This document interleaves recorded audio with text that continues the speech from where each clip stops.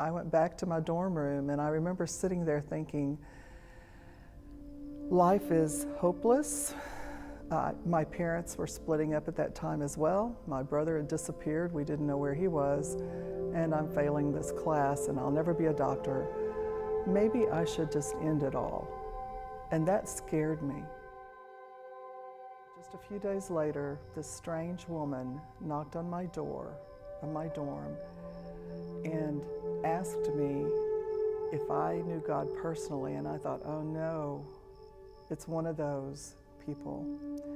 And I said, nah, yeah, I used to go to church. And she knew exactly what that meant. She kept talking to me, but she knew I was also very hostile. So she said, I'll make a deal with you. If you will read the Gospel of John in the Bible, I will come back in 2 weeks, and if you have no questions, I'll never bother you again. But if you've got questions, we can talk. So I'm one of these people that if I make a deal, I keep my deal. So I pulled my Bible down off the shelf. I'd never read the Gospel of John, but I read it, and I didn't understand much of any of it. I had this big yellow pad just full of questions, and I waited for her, but she never came back. I went home, nothing got better. I came back the next fall, and I was riding my bicycle across campus, and there she was.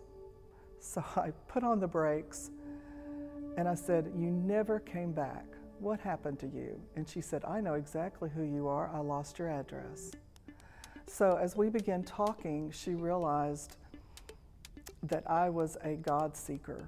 I really wanted to know God personally.